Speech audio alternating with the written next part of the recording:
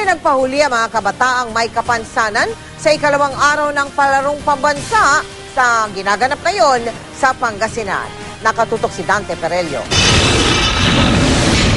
Determinasyon, disiplina at tiwala sa sarili ang ipinamalas ng mga atleta dito sa palarong pambansa.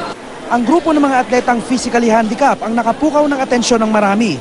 Mga elementary students sila mula sa mga special education schools nakalahok sa larong goalball. Isang espesyal na larong dinisenyo para sa mga atletang visually impaired o yung may low vision at totally blind. Halos katulad dito ng larong football, pero imbis na sipahin ng bola papunta sa goal ng kalaban, inihahagis ito at pinapagulong.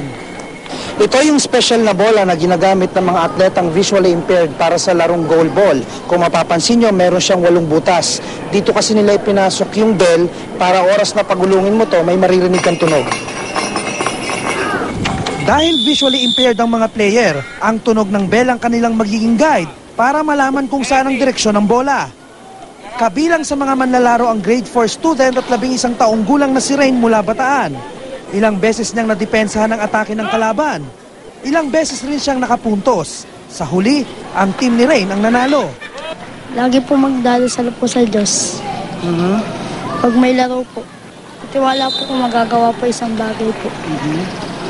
Magsikap po silang mabuti sa paglaro po. Huwag po silang titigil. Manalo po o matalo po. Di rin naging hadlang ang kalagayan sa 10 taong gulang at grade 5 student mula Olongapo na si Mary Rose. Bagamat di pa siya naglalaro, pakiramdam daw niya panalo na siya. Malaking karangalan na raw ang mapili siya na kumatawan sa kanilang rehiyon.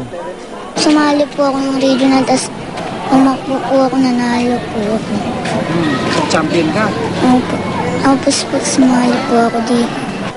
Hindi lang ang matalas na isip at malakas na katawan ang mahalaga sa pagiging atleta, kundi maging ang determinasyon at tiwala sa sarili na kayang mapagtagumpayan ng anumang hamon.